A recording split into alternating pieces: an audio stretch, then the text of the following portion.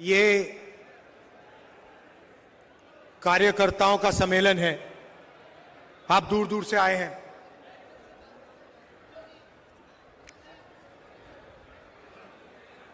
जैसे राजस्थान में रणथंभौर है, रणथंभौर में अगर आप जाएं, आप गए होंगे, तो वहां पे एक शेर को देखने घंटे लग जाते हैं। मतलब ढूंढो उसको,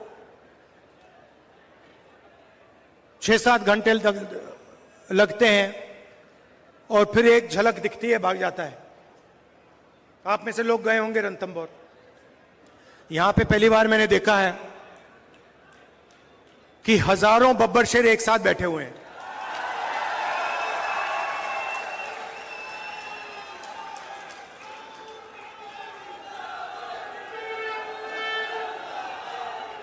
शांति से बैठे हुए हैं।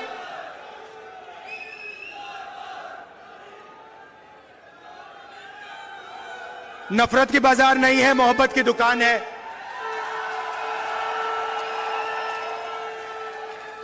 अहंकार नहीं है, नफरत नहीं है, मोहब्बत है, इज्जत है, प्यार है। यह फर्क है बीजेपी में और कांग्रेस पार्टी में। विचारधारा की लड़ाई चल रही है।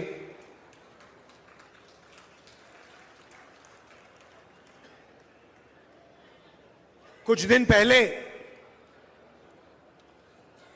मैंने पार्लियामेंट में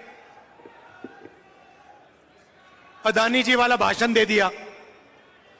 देखा होगा आपने, पार्लियामेंट में देखा। अब इनकी नई आदत है, वो टीवी ऑफ कर देते हैं। पहले माइक ऑफ करते थे, अब टीवी ऑफ कर देते हैं। तो पता नहीं आप में से सबने देखा या नहीं देखा, मगर बीजेपी वालों ने जरूर देखा। और उसके बाद मेरी जो लोकसभा की सदस्यता है उसे रद्द कर दिया। जैसे गाड़ी में एक्सेलरेटर दबाते हैं, वैसे ही मेरे केस का एक्सेलरेटर दबा दिया और 2 दिन में मतलब निर्णय ले ही दिया। पहली बार हिंदुस्तान में डिफॉर्मेशन के लिए मैक्सिमम पनिशमेंट 2 साल की मेरी लोकसभा की जो मेंबरशिप है रद्द कर दी। क्योंकि डर लगता है। डर लगता है। जैसे ही 2 चीजें हैं। आप एक काम करो, कांग्रेस पार्टी के बब्बर शेरों, कोई भी बीजेपी का कार्यकर्ता आपके सामने आए, उसके सामने अदानी नाम ले लो, भग जाएगा।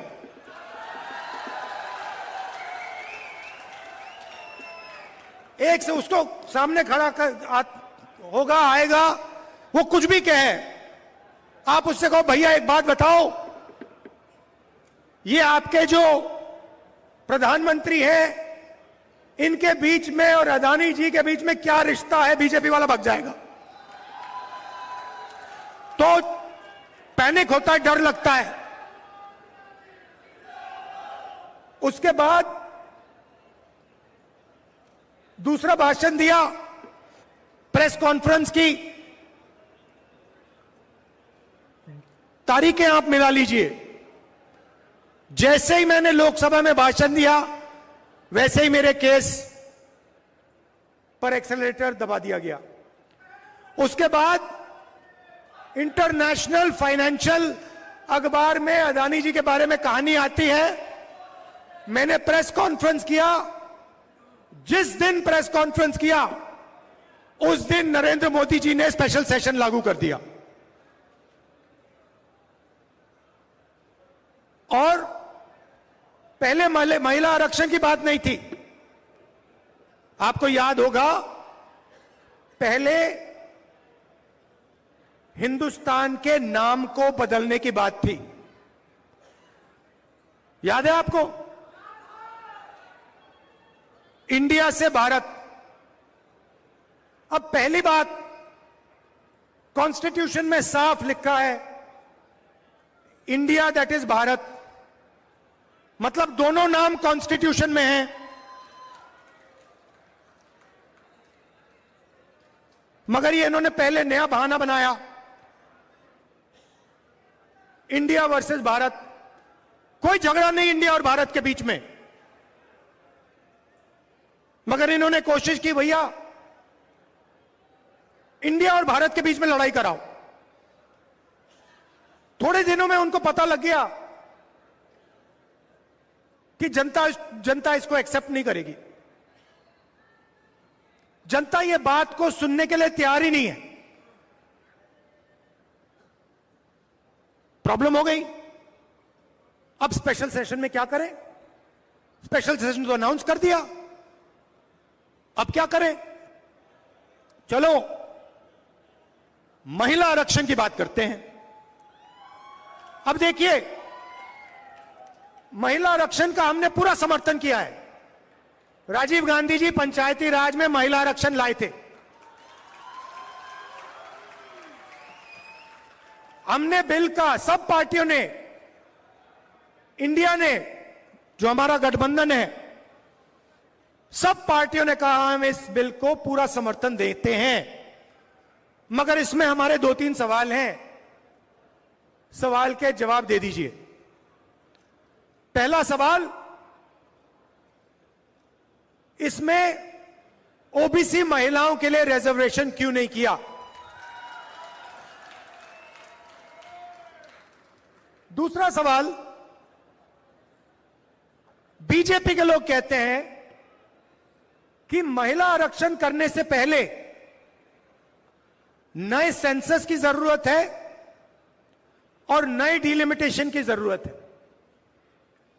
यह सच नहीं है भाइयों और बहनों। महिला आरक्षण को लागू करने के लिए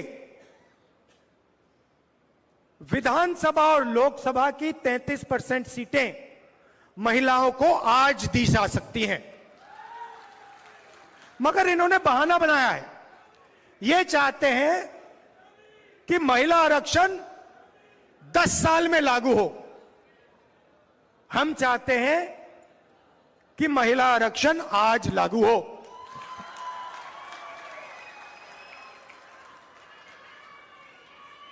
और ओबीसी महिलाओं को महिला आरक्षण का फायदा मिले। अब पार्लियामेंट में मेरा भाषण था, तो भाषण के लिए मैंने थोड़ी रिसर्च की।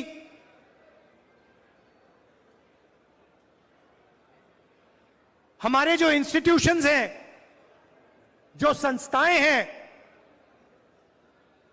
उसमें ओबीसी वर्ग की, दलित वर्ग की, आदिवासी वर्ग की क्या भागीदारी है? तो मैंने क्या किया, हिंदुस्तान को 90 लोग चलाते हैं। हिंदुस्तान को, आज के हिंदुस्तान को एमएलए और एमपी नहीं चलाते हैं। आज के हिंदुस्तान को प्रधानमंत्री 90 अफसरों के साथ चलाते हैं। वो कौन है? वो हिंदुस्तान की सरकार के सेक्रेटरीज हैं। हर मिनिस्ट्री को, सेंट्रल मिनिस्ट्री को सेक्रेटरी चलाते हैं। तो मैंने एक बात चेक की कि ये जो लोग, 90 लोग हैं जो हिंदुस्तान की सरकार को चलाते हैं, पूरा का पूरा पावर इनके हाथ में है। हिंदुस्तान किस ओर जाएगा, शिक्षा में क्या निर्णय लिए जाएंगे, स्वास्थ्य में क्या निर्णय लिया जाएंगे, नरेगा का डिजाइन कैसे होगा, भोजन के अधिकार का डिजाइन क्या होगा, ये 90 लोग चुनते हैं, ये डिसाइड करते हैं। तो मैंने सोचा देखता हूं इन 90 लोगों में से नरेंद्र मोदी जी की सरकार में ओबीसी कितने हैं। नरेंद्र मोदी जी 24 घंटे ओबीसी की बात करते हैं। भाइयों और बहनों, आज 90 लोगों में से 3 लोग ओबीसी वर्ग के हैं। 3 लोग ओबीसी वर्ग के हैं। और बात सुनिए, वो 3 लोग हिंदुस्तान के सिर्फ 5% बजट पे निर्णय लेते हैं। मतलब 3 हैं और सरकार में उनकी कोई पावर नहीं है, कोई नहीं सुनता उनकी, उनको कोने में रखा हुआ है।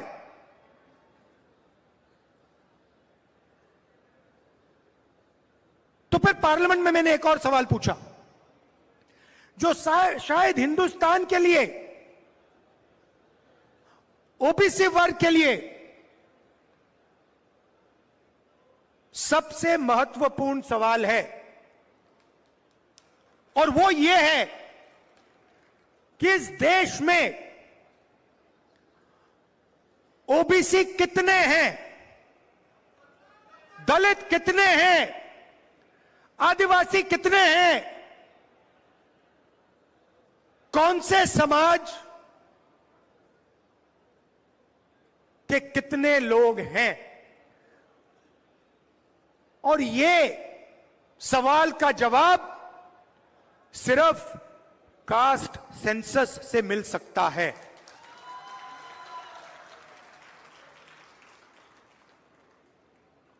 जैसे ही मैंने कास्ट सेंसस की बात शुरू की पार्लियामेंट हाउस में, आप देख लेना, बीजेपी लोग, बीजेपी के नेता, बीजेपी के मंत्री, एमएलए सब चिल्लाने लगे, मेरी आवाज को दबाने की कोशिश की। टीवी का कैमरा हिल गया कि देश के ओबीसी को यह पता ना लगे कि हिंदुस्तान की सरकार को जो चलाते हैं, 90 लोग जो चलाते हैं, उनमें से सिर्फ 3 ओबीसी वर्ग से आते हैं।